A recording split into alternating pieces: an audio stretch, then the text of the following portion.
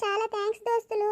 నా కష్టాన్ని మీరు ఇష్టంగా భావించి నాకు ఇంతలా తోడుగా నిలిచినందుకు మీ అందరి దీవెనల వల్లే నా రాజా క్షేమంగా ఉన్నారని తెలిసింది. మా ఆయన ఇంకా నా కళ్ళ ముందుకి రాలేదు, కానీ తాతయ్య గారు తప్పకుండా తీసుకొస్తానని నమ్మకంతోనే ఎదురు చూస్తున్నాను. మన కథలో ఏం జరుగుతుందో, ఆయన ఎలా తిరిగి వస్తారో తెలియాలంటే దయచేసి మన ఛానల్ని సబ్స్క్రైబ్ చేసుకోండి. మీ సపోర్ట్ నాకు ఎప్పుడు ఇలాగే ఇవ్వాలని, రాజాగారు రాగానే మళ్ళీ మీ ముందుకు వస్తానని, అంతకు వరకు ఉంటాను. మరి ధన్యవాదాలు దోస్తులు. వీడియో చూసి లైక్ చేయండి, షేర్ చేయండి, కామెంట్ చేయండి. ఈ ఎపిసోడ్లో అయితే సూపర్ ఉంది. ఏం జరగబోతుంది అనేది మొత్తం చూస్తే మీకు అర్థమవుతుంది. ఇంటింటి రామాయణం పెట్టట్లేదని చెప్పేసి అడుగుతున్నారు కదా, అంటే ఫుల్ జోష్తో తీసుకొచ్చాము, అందుకే ఆలస్యమైంది వీడియో. ఇక వీడియో చూడగానే మీకే అర్థమైపోతుంది. మీరు ఎన్ని లైక్లు ఇస్తారో ఈ వీడియోకి నేను కూడా చూస్తాను. మరి పదండి వీడియోలోకి వెళ్ళిపోదాం.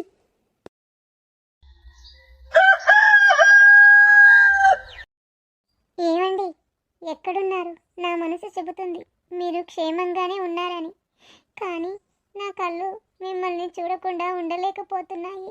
ఈ దారిలో వెళ్తుంటే మనం కలిసి వెళ్ళిన రోజులే గుర్తొస్తున్నాయి.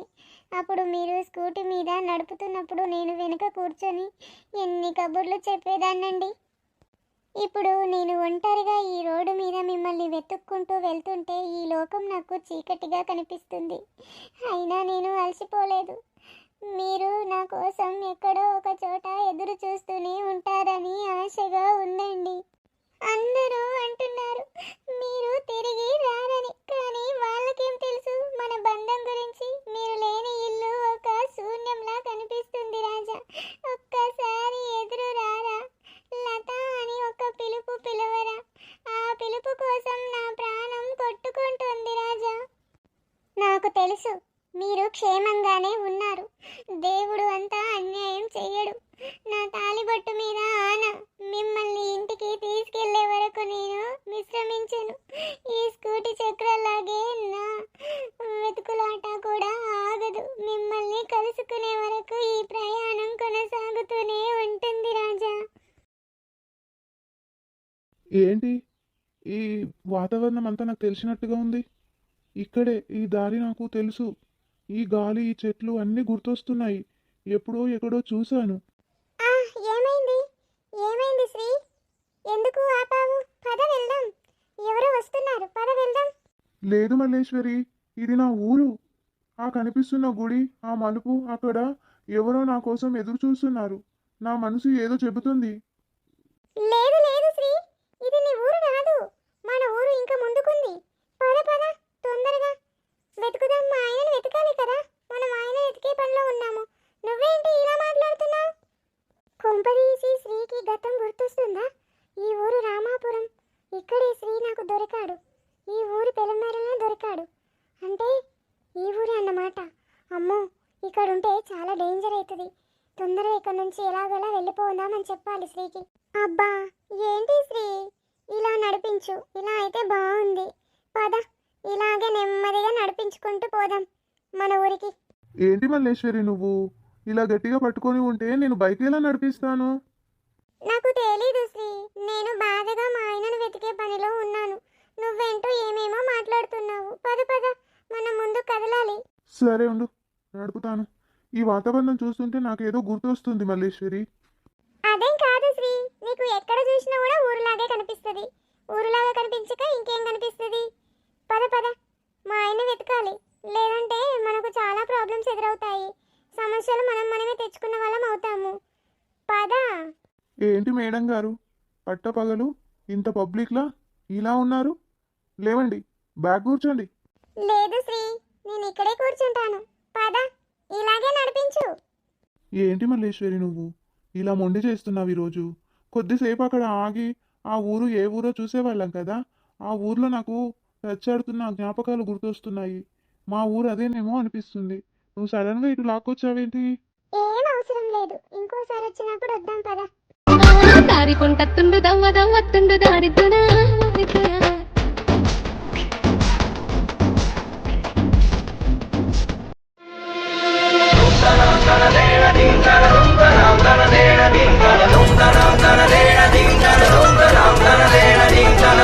ఏంటి మేడం గారు, ఇంటికి వెళ్ళేదాకా కూడా ఆగరా?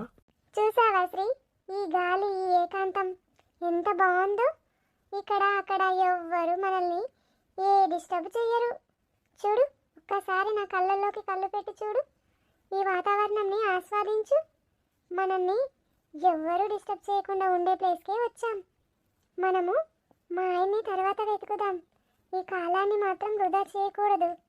అమ్మయ్య, రాజాని రామాపురం నుంచి తీసుకొచ్చేసాను. ఇప్పుడు మమ్మల్ని ఇంకెవ్వరు విడదీయరు, అసలు ఎప్పటికీ విడదీయరు. చూడు శ్రీ, మాట్లాడవేంటి? ఈ ఊరు, ఈ గాలి, ఈ ప్రశాంతత ఎంత బాగుందో కదా. ఈ ఊరు మనుషులంతా వీళ్ళంతా కొత్తనే, కానీ నీ పక్కన నేనుంటే చాలా అనిపిస్తుంది కదా. నీకు కూడా అలాగే ఉందా? నీకు మాట్లాడు శ్రీ. బాగుంది మల్లేశ్వరి, కానీ ఎందుకో ఈ ఊరు చూస్తుంటే నా మనసులో ఏదో తెలియని అలజడి, ఎక్కడో చూసినట్టు, ఎవరో నన్ను పిలుస్తున్నట్టు అనిపిస్తుంది. ఒక్కసారి ఆ విలేజ్ లోపలికి వెళ్ళి చూద్దామా? అప్పుడే వెళదామా? ఈ కొద్దిసేపు నా కోసం ఇక్కడ ఉండలేవా శ్రీ? ఆ ఊరు గోల, ఆ మనుషుల ప్రశ్నలు మనకెందుకు? నీకు నేను గుర్తున్నాను కదా. నీ మల్లేశ్వరి నీ పక్కనే ఉంది కదా, అది చాలదా? శ్రీ, ఇటు చూడు. గతం ఒక చీకటి శ్రీ, అది నిన్ను నన్ను దూరం చేయడానికి ప్రయత్నిస్తుంది. ఇప్పుడు చూడు, నీ కళ్ళ ముందు నేనున్నాను. నీ ఊరిలో నీ పేరుంది, కానీ ఈ క్షణం మనది, ఈ ఏకాంతం మనది. చూడు, ఆ ఊరిని మర్చిపో. నీకు నేను కావాలా, ఆ ఊరు కావాలా? ఆ, నువ్వే కావాలి మల్లేశ్వరి, కానీ ఆ ఊరు ఎందుకో నాకు. ఊరు కాదు శ్రీ, నా వైపు చూడు. నా కళ్ళల్లోకి నీ రూపం కనిపిస్తుందా? మనం ఎక్కడికి వెళ్ళినా, ఏ ఊరు వెళ్ళినా నువ్వు నా శ్రీవే. నేను నీ మల్లేశ్వరిని. ఆ రామాపురం జ్ఞాపకాలను గాలిలో వదిలేయి, నన్ను గట్టిగా హత్తుకో. ఆ పాత్రని, ఆ విషయాలని మెదల్లో నుంచి చిందేయు, చిరిమేసేయు. కేవలం నా ప్రేమే నీకు గుర్తుండేలా చేస్తాను. నిజమే మళ్ళీ, నీ పక్కన ఉంటే ఈ ప్రపంచమే మర్చిపోవచ్చు. ఈ క్షణం ఇలాగే ఉండిపోతే బాగుంటుంది. అమ్మయ్య, ప్రస్తుతానికి ఇతన్ని దారి మళ్లించాను. ఆ ఊరి వాసన తగలకుండా ఇక్కడి నుంచి ఎంత త్వరగా వెళ్తే అంత మంచిది. ఏంటి శ్రీ, ఆ ఊరి వైపు చూస్తున్నావు? ఇక్కడ నీకు అంతగా ఆకర్షించేది ఏముంది? నీ పక్కనే నీ కోసం తప్పించే మల్లేశ్వరి ఉండగా ఆ పాతరాళ్ళు, రప్పలు నీకు కావాలా? ఇలా ఉండు. కాదు మళ్ళీ, ఆ ఊరి గుడి గంట వింటుంటే నా గుండెలో ఏదో మంట మొదలవుతుంది. ఎవరో నన్ను వెతుకుతున్నట్లు, ఏదో నేను పోగొట్టుకున్నట్టు అనిపిస్తుంది మళ్ళీ. ఏమి పోగొట్టుకోలేదు శ్రీ, నువ్వు పోగొట్టుకున్నవన్నీ ఇక్కడే ఉన్నాయి, నా దగ్గరే ఉన్నాయి. నీ గతం నీకు భయాన్ని ఇస్తుంది, కానీ నా కౌగిలి నీకు స్వర్గాన్ని చూపిస్తుంది. ఆ జ్ఞాపకాలు నీకు అవసరమా చెప్పు? నా స్పర్శ కంటే అవి నీకు ఎక్కువ. మళ్ళీ ఏంటిది? ఊరు బయట ఉన్నామని గుర్తుంచుకో, ఎక్కువ చేస్తున్నావు. ఊరు ఉంటే ఏంటి, లోకం ఉంటే ఏంటి, ఈ సర్వస్వం నువ్వే అని నమ్ముకున్నప్పుడు నిన్ను నా సొంతం చేసుకోకుండా ఈ గతాన్ని ఎలా వదిలిస్తాను? శ్రీ, నీకు రామాపురం గుర్తే ఉండకూడదు. నేను గుర్తుండాల్సి వస్తే కేవలం నా పేరే గుర్తుండాలి. నా పెదాల రుచి, నాకంటే వాసన మాత్రమే ఉంటుంది. నా పెదాల రుచి, నా ఒంటి వాసన మాత్రమే నీకు గుర్తుండాలి. శ్రీ, పేరు మాత్రమే గతాన్ని నాకెలా నీ ప్రేమతో మింగేస్తాను. మర్చిపోతావా మరి? అబ్బా, ఇక వదలవే నన్ను. మళ్ళీ నువ్వు తప్ప ఈ లోకంలో నాకెవ్వరూ గుర్తులేరు. నాకు ఇంకేం గుర్తులేదు, నువ్వే గుర్తున్నావు. పద, ఇంకా వెళ్ళిపోదాం ఇక్కడ నుంచి. అదే కావాలి శ్రీ. ఈ గుండె చప్పుడులో కేవలం మల్లేశ్వరి పేరు మాత్రమే మోగాలిరా. ఆ గతాన్ని కాల్చేద్దాం, ఈ ఏకాంతాన్ని మన ఇద్దరం కొత్త చరిత్ర రాద్దాం. నీ జ్ఞాపకాలు నన్ను వెతుకుతూనే ఉంటాయి. ఆ జ్ఞాపకాలు వెతికేలోపు నిన్ను నా వాడిని చేసుకుంటాను.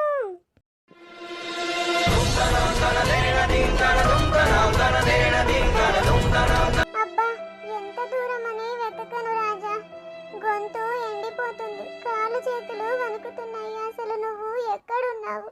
ఈ దారిలో వెళ్ళే నువ్వు కనిపిస్తావని చిన్న ఆశతో వచ్చాను, కానీ ఈ నిరాశ నాకు అడ్డుకు ముందుకు వస్తుందని అనుకోలేదు.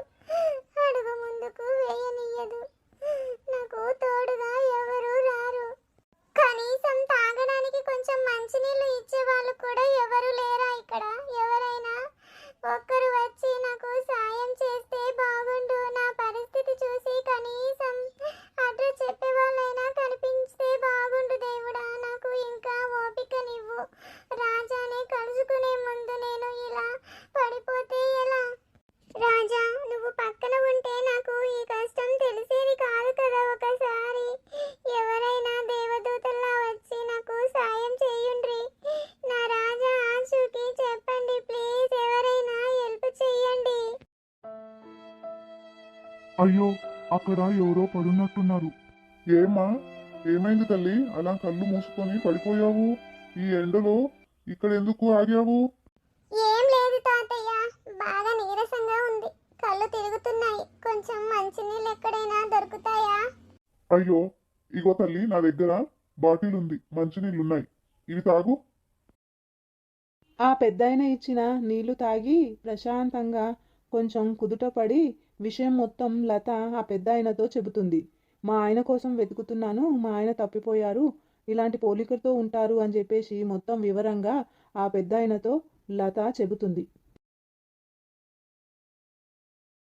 ఇప్పుడే నీళ్లు తాగావు కదమ్మా, కాస్త కుదుటపడు. నీ భర్త కోసం కదా ఇంతగా ఆరాటంగా వెతుకుతున్నావు. ఆవేశపడకు తల్లి, నేను చెప్పేది కొంచెం శాంతంగా విను. నేను ఇందాక అటుగా వస్తుంటే ఆ మామిడి తోట దగ్గర ఏకాంతంగా కూర్చొని ఉన్న ఇద్దరిని చూశాను. అందులో ఉన్నది నీ భర్త అయ్యుండొచ్చు అమ్మాయి. ఎందుకంటే నువ్వు చెబుతున్న పోలికలన్నీ ఆయనకే సరిపోతాయి, కానీ ఆయన అక్కడ ఒక్కడే లేడు, ఒక ఆమెతో కలిసి కూర్చొని ఉన్నాడు. నేను చూసినప్పుడు వాళ్ళిద్దరూ ఏదో దీక్షగా మాట్లాడుతున్నారు. నువ్వు కంగారు పడి ఇక్కడ పడిపోయావు, కానీ ఆయన అక్కడ చాలా సంతోషంగా ఉండేలాగా ఉన్నాడు. నాకు కూడా కొంచెం ఆశ్చర్యమే వేసింది. ఒక్కసారి వెళ్ళి చూడు తల్లి, నిజమో కాదో నీకే తెలుస్తుంది. పద, నేను కూడా నీకు తోడుగా వస్తాను. తాతయ్య, మీరు చెబుతున్నది నిజమేనా? నా రాజ వేరే ఆవిడతో కలిసి ఉండటం ఏంటి తాతయ్య? ఆయనకు నేనంటే ప్రాణం. అసలు మా ఆయన నన్ను వదిలి క్షణం కూడా ఉండలేరు. అలాంటిది అక్కడ అలా ఎలా తాతయ్య? నా కళ్ళతో నేను చూస్తే గానీ నమ్మలేను. ప్లీజ్ తాతయ్య, నన్ను అక్కడికి తీసుకెళ్ళండి. ఆయన ఎక్కడున్నారో నాకు చూపించండి తాతయ్య. అమ్మాయి, ఆవేశపడకు. నీ మనసు ఎంత కష్టపడుతుందో నాకు అర్థమవుతుంది, కానీ నువ్వు ఇప్పుడు ధైర్యంగా ఉండాలి. నిజం ఏదైనా సరే ఎదుర్కోవడానికి సిద్ధంగా ఉండు. కంగారు పడితే ఆరోగ్యం పాడు చేసుకుంటావు కదా. అటువైపు వెళ్దాం పద, నేను కూడా నీకు తోడుగా వస్తాను. ఏం ధైర్యం తాతయ్య? నా ప్రపంచమే ఆయన. ఆయన కనిపిస్తారో లేదో అని ఇప్పటిదాకా ప్రాణం పోయినంత పనైంది. తీరా ఇప్పుడు ఆయన వేరే ఎవరితోనో ఉన్నారని మీరు చెప్తుంటే నా గుండె ఆగినట్లు ఉంది. పెళ్ళైన దగ్గర నుంచి ఆయనే సర్వస్వం అనుకున్నా. అడుగడుగునా నన్ను కంటికి రెప్పలాగా చూసుకునే మనిషి ఇప్పుడు ఇలా ఎందుకు చేస్తున్నారో అర్థం కావట్లేదు తాతయ్య. మనసులో ఏదో మూల భయం. ఆయన నన్ను మోసం చేశారని అనిపిస్తుంది. ఈ పరిస్థితి చూస్తుంటే పిచ్చెక్కుతుంది తాతయ్య. తాతయ్య, నేను ఇంటి నుంచి వచ్చేటప్పుడు అత్తయ్యకు ఏం చెప్పానో తెలుసా? అత్తయ్య, నువ్వు దిగులు పడకు, ఆయనని ఎక్కడున్నా వెతికి తీసుకొస్తాను, ఇప్పుడే వచ్చేస్తానని ధైర్యం చెప్పి వచ్చాను. ఆవిడ ఆరోగ్యం అస్సలు బాగుండదు తాతయ్య. కొడుకు కనబడలేదని ప్రాణాలు అరచేతిలో పెట్టుకొని కూర్చుంది. ఇప్పుడు నేను వెళ్ళి ఏం చెప్పాలి? మీ కొడుకు ఎవరో ఒక ఆవిడతో మామిడి తోటలో ఏకాంతంగా ఉన్నారని చెప్పాలా? నా వల్ల కాదు తాతయ్య, నా వల్ల కాదు. అమ్మాయి లత, శాంతించమ్మా, మరీ అంతగా కుమిలిపోకు. పిల్లలు తాతయ్య, పిల్లలు తండ్రి కోసం ఎదురు చూస్తున్నారు. నాన్న వస్తాడు, మీకు చాక్లెట్లు తెస్తాడు అని వాళ్ళను ఊరడించి వచ్చాను. ఆ మాట నమ్మి వాళ్ళు ఆకలి కూడా మర్చిపోయి గుమ్మం దగ్గరే కూర్చుంటారు. ఎక్కడికి వస్తే ఈ నిజం నా గొంతు నొక్కేస్తుంది. ఒకవేళ ఆయన నిజంగానే నన్ను మోసం చేస్తుంటే మా అత్తయ్యకు, నా పసిపిల్లలకు నేనేం సమాధానం చెప్పాలి? నా సంసారం రోడ్డున పడవలసిందేనా తాతయ్య? చూడు తల్లి, కన్నీళ్లు నీ సమస్యకు పరిష్కారం కావు. నువ్వు ఇప్పుడు ఇలా ఏడుస్తూ కూర్చుంటే నీ అత్తయ్యను, పిల్లలను ఎవరు చూసుకుంటారు? నువ్వు ధైర్యం కోల్పోతే ఆ ఇల్లు ఏమవుతుంది? మనం కళ్ళారా చూసినవన్నీ నిజాలు కాకపోవచ్చు. ఆ తోటలో ఆయన ఎందుకున్నారో, ఆవిడ ఎవరో తెలుసుకోకుండానే ఇలా నిర్ణయానికి వచ్చేయొద్దు. నువ్వు నిప్పులాంటి దానివి. నీ భర్త తప్పు చేయరని నీకు నమ్మకం ఉంటే అదే ధైర్యంతో వెళ్ళి అడుగు. పద, నేను వస్తాను. నీ కన్నీళ్లు తుడుచుకో. ఆ పిల్లల కోసమైనా నువ్వు గట్టిగా నిలబడు. పద, వెళ్దాం. తాతయ్య, ఇక్కడ ఎవరు లేరే? మీరు ఇక్కడే చూశానన్నారు, అప్పుడే వెళ్ళిపోయారా? ఆయన ఎక్కడికి వెళ్ళారు? అసలు నా కళ్ళతో ఒక్కసారి చూద్దామన్నా ఇక్కడ ఎవరూ లేరు తాతయ్య. ఇప్పుడు నేను ఇంటికి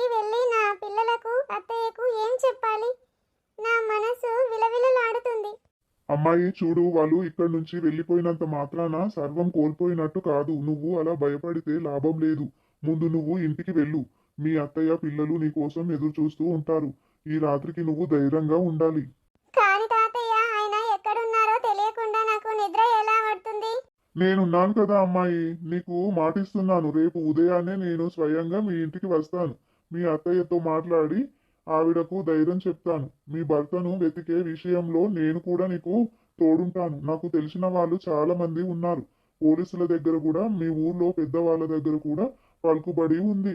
వాళ్ళు సాయం తీసుకుందాం. నేను చూసిన ఆ మనిషి నీ భర్త అవునో కాదో, ఒకవేళ ఆయనే అయితే ఆ మహిళతో ఎందుకున్నాడో అని విషయాలు చాలా తొందరగా బయటపడతాయి. ఈ చిక్కుముడిని నేను విప్పుతాను. నువ్వు దిగులు పడకుండా ఇంటికి వెళ్ళి పిల్లలకి అన్నం పెట్టు. రేపు నేను మీ ఇంటికి వస్తాను కదా అని, శుభమే జరుగుతుంది అని వెళ్ళు తల్లి. సరే తాతయ్య, మీ మాట నాకు కొండంత అండ. రేపు మీరు తప్పకుండా రావాలి.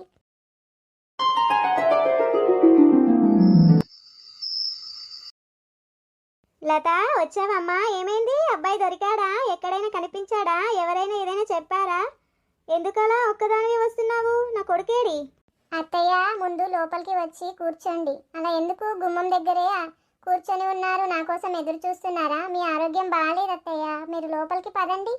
నా ఆరోగ్యం ఏముందమ్మా? నా కొడుకు క్షేమంగా ఇంటికి వస్తే అదే నాకు 10,000 అమ్మా. నువ్వు వెళ్ళిన పని ఏమైంది?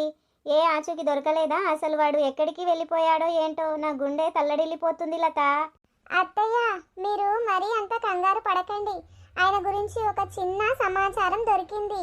ఒక పెద్ద ఆయనను కలిశాను. ఆయనకు మా వారు ఎక్కడున్నారో తెలిసినట్టు ఉంది. కాకపోతే ఈ రాత్రికి పొద్దుపోయింది కదా, అందుకే రేపు పొద్దున్నే ఆ తాతయ్య మన ఇంటికి వస్తానన్నారు. నిజమా తల్లి? ఆ తాతయ్యకు తెలుసా? మరి ఎప్పుడు తీసుకొస్తాడట? మళ్ళీ రేపటి దాకా అంటే ఎలా ఉండను? వాడు తిన్నాడో లేదో, ఎక్కడ ఉన్నాడో? తింటాడత్తయ్య, ఖచ్చితంగా క్షేమంగానే ఉంటాడు. ఆ పెద్దాయన చాలా మంచివారు. రేపైన వచ్చి మీతో కూడా మాట్లాడతానన్నారు. ఆయనకు తెలిసిన వాళ్ళు చాలా మంది ఉన్నారంట. మీ అబ్బాయిని త్వరలోనే వెతికి పట్టుకుంటారంట.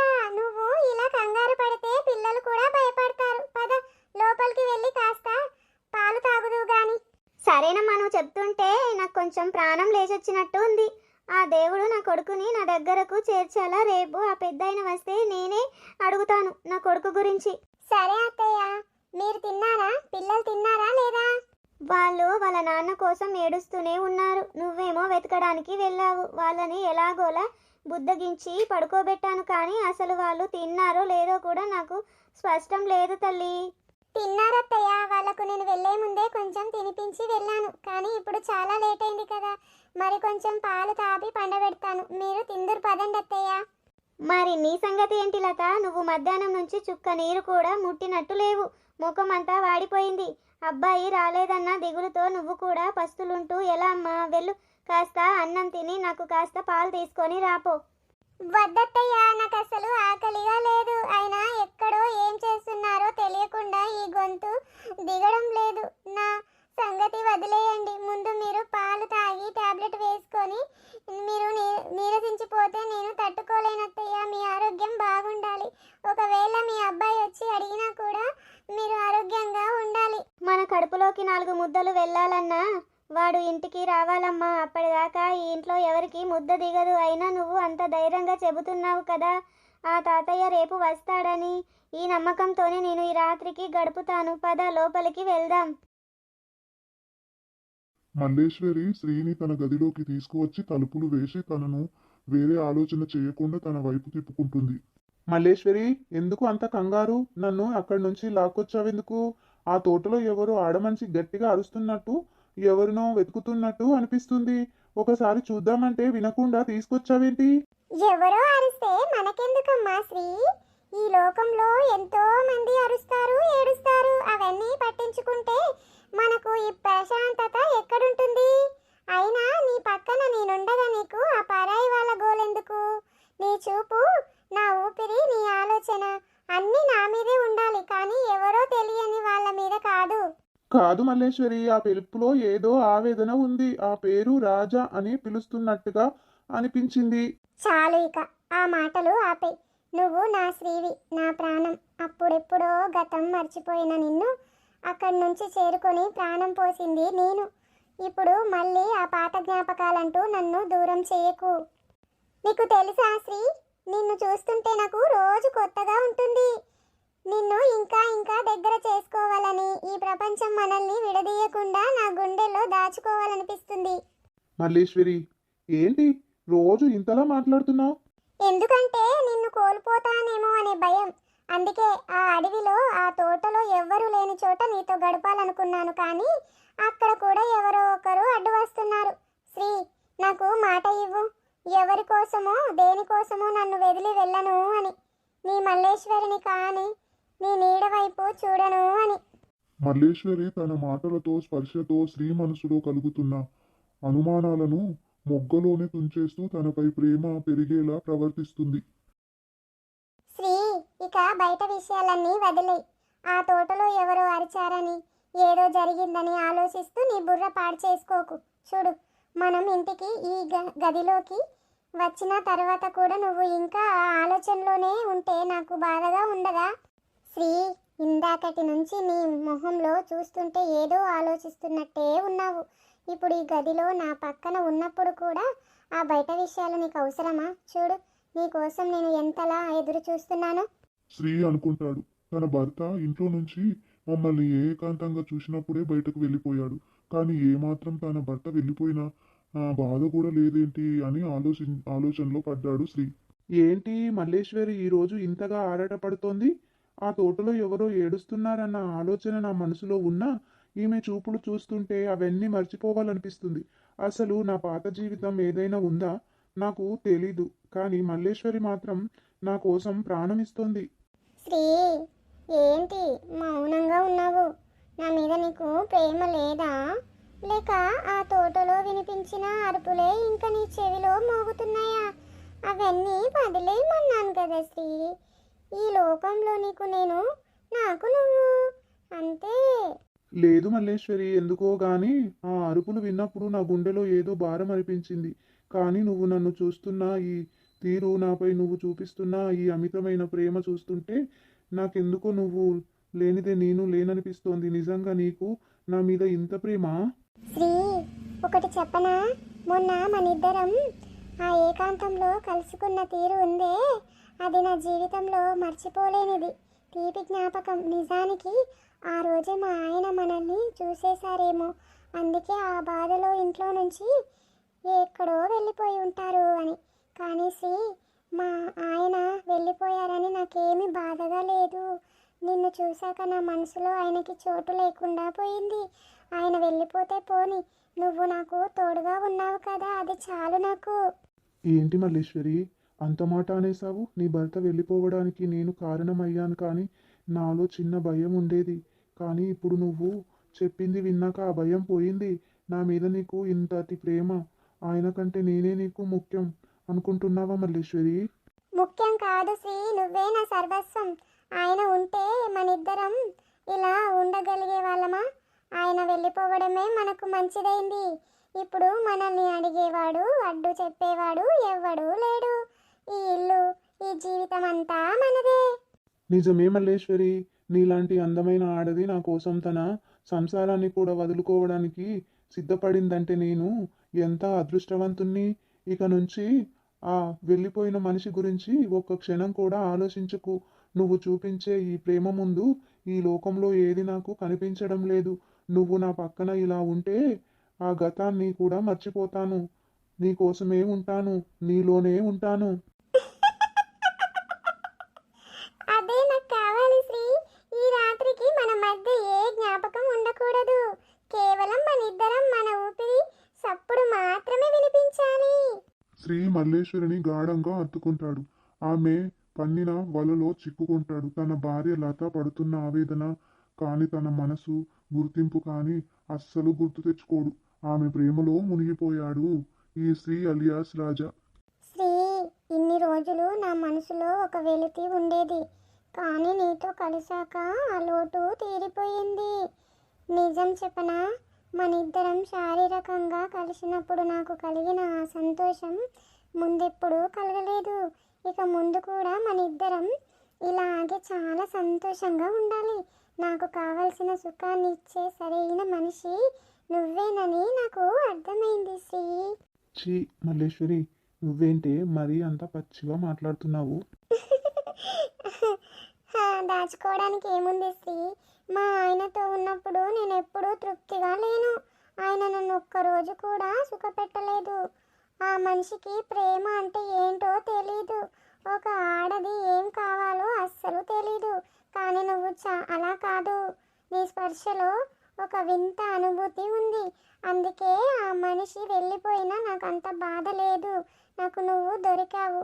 నా సుఖానికి, నా సంతోషానికి నువ్వే కారణం.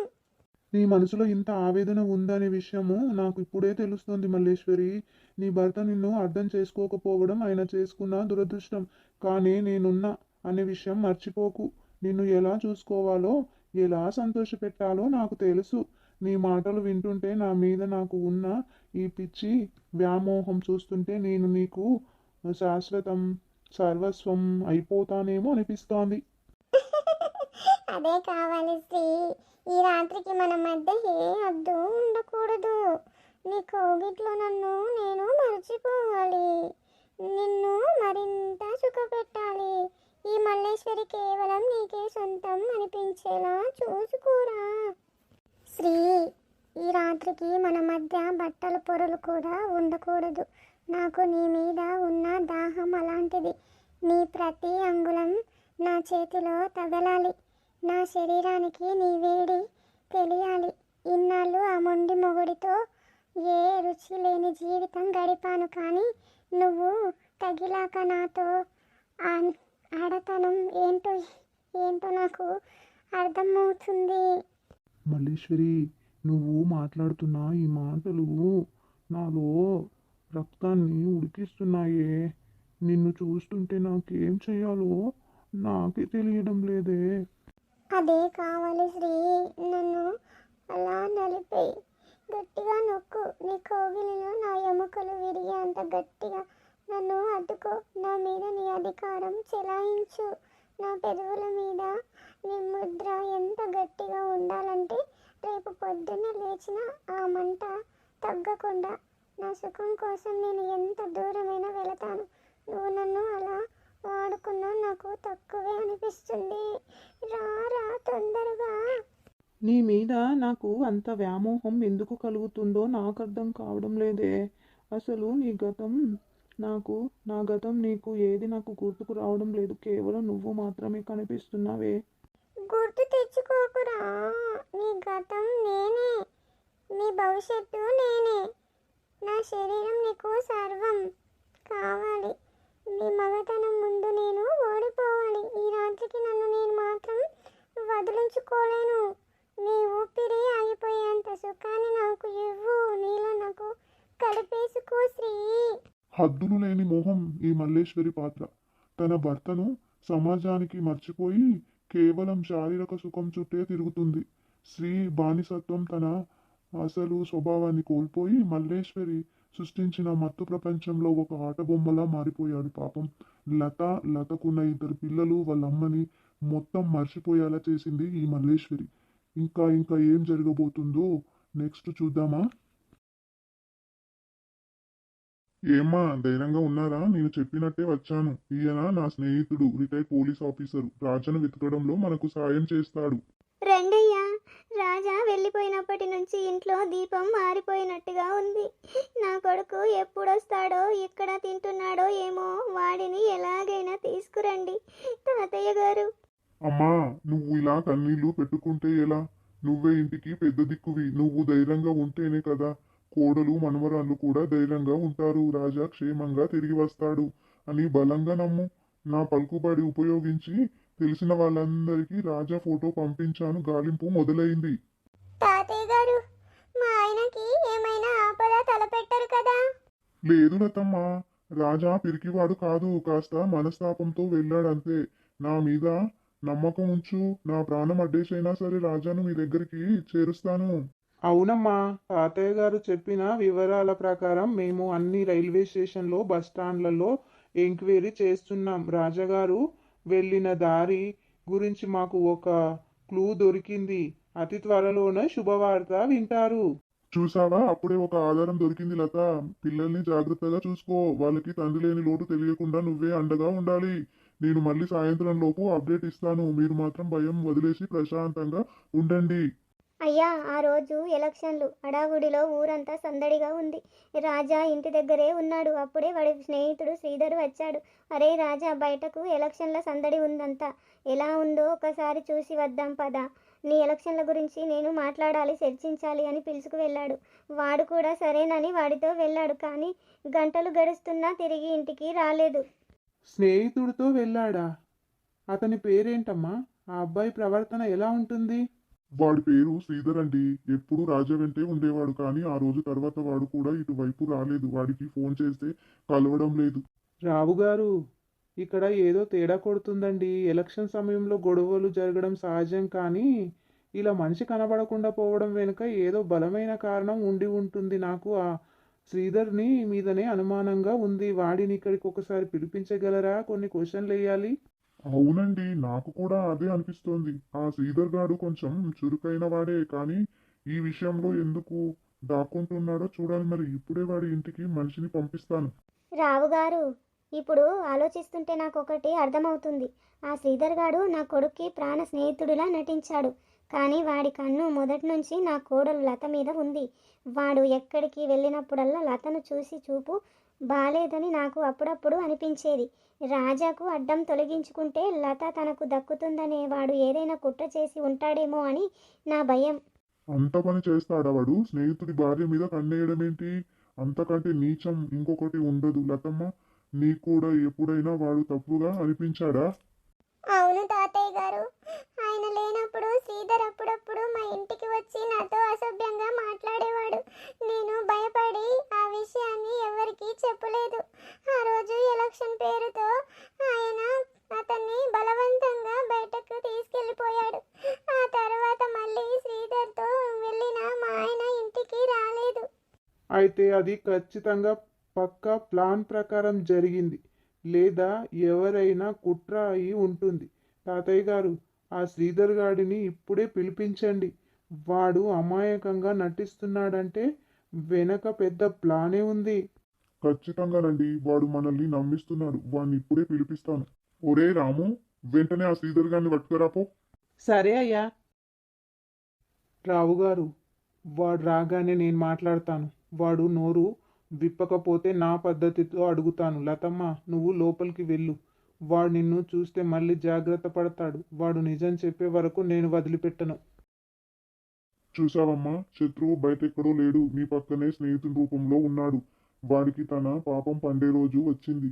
నా పలుకుబడిని ఉపయోగించి వాడి అసలు రంగు బయట పెడతాను. రాజు ఎక్కడున్నా సరే రేపు సాయంత్రం లోపు మీకు సమాచారం ఇస్తాను. పిలిచారా రావు గారు? రాజా గురించి ఏమైనా తెలిసిందా? తెలిసింది శ్రీధర్, అంతా తెలిసింది. అందుకే నిన్ను పిలిపించాం. నువ్వు రాజాకి ప్రాణ స్నేహితుడివి కదా. ఆ రోజు ఎలక్షన్ గొడవలో వాడు కనిపించకుండా పోతే కనీసం పోలీస్ స్టేషన్లో కంప్లైంట్ ఇవ్వాలన్న ఆలోచన కూడా నీకు రాలేదా? పైగా ఊర్లో ఉండకుండా ఎన్ని రోజులు ఎక్కడ తిరుగుతున్నావు? అది కాదు సార్, రాజా వెళ్ళిన రోజు ఊళ్ళో పెద్ద గొడవే జరిగింది. పోలీసుల విచారణలో నన్ను కూడా లాగుతారని భయంతో వెళ్ళిపోయాను ఊళ్ళో నుంచి. కానీ రాజా ఇంటికి వచ్చుంటాడు అనుకున్నాను సార్. మళ్ళా తిరిగి వచ్చి అడిగే లోపు రాజా ఇంకా ఇంటికి రాలేదనే విషయం తెలిసింది సార్. నాకేమీ తెలీదు, నేను అమాయకుణ్ణి. ఏయ్ శ్రీధర్, నువ్వు ఒకప్పుడు డిపార్ట్మెంట్లో పనిచేసేవాడివే కదా. నీ పేరు వింటే ఎక్కడో గుర్తొస్తుంది. ఆ గుర్తొచ్చింది 3 ఏళ్ల క్రితం ఒక సివిల్ సెటిల్మెంటులో లంచం తీసుకుంటున్నట్టు తప్పుగా సాక్షులు సృష్టించి దొరికిపోయిన సస్పెండ్ అయిన కానిస్టేబుల్వి నువ్వే కదా సార్. అది ఎవరో నా మీద కుట్ర చేసి ఇరికించారు సార్, అందుకే ఉద్యోగం పోయింది సార్. కుట్ర కాదురా, నీ రక్తంలోనే నేరం ఉంది. పోలీస్ ట్రైనింగ్ తీసుకున్న మెదడికి స్నేహితుని వెన్నుపోటు పొడవడానికి వాడావు. నీ పద్ధతి చూస్తుంటేనే అర్థమవుతుంది. నువ్వు మాట్లాడే ప్రతి మాటలోనూ ఒక క్రిమినల్ దాగి ఉన్నాడు. ఇప్పుడు చెప్పు, అదే పోలీస్ తెలివితేటలతో రాజాని ఎక్కడ మాయం చేశావు? నువ్వు చేసిన పాత తప్పులన్నీ ఇప్పుడు తీస్తాను, మిస్సింగ్ కలిపి నిన్ను లోపల వేసి మళ్ళీ బయట ప్రపంచం చూడకుండా చేస్తాను కొడక. చెప్పరా చెప్పు. ఒరే శ్రీధర్, నిన్ను నమ్మి రాజా పక్కన పెట్టుకుంటే వాడు నీకు అన్నం పెడితే నువ్వు వాడి ఇల్లు కూల్చాలని చూస్తావా? నీకు ఇన్ని వంకర బుద్ధులున్నాయని మాకు తెలియదురా. రాజాని ఏం చేసావో మర్యాదగా చెప్పు. చూడు శ్రీధర్, నువ్వు డిపార్ట్మెంట్లో ఉన్నావు కాబట్టి నీకు తెలుసు. నేను అడిగేదానికి సమాధానం చెప్పకపోతే నా స్టైల్లో ఎలా ఉంటుందో ఆ రోజు ఎలక్షన్ గొడవలో నువ్వు రాజాను ఎవరి సహాయంతో తీసుకెళ్ళావని నాకు సమాచారం ఉంది.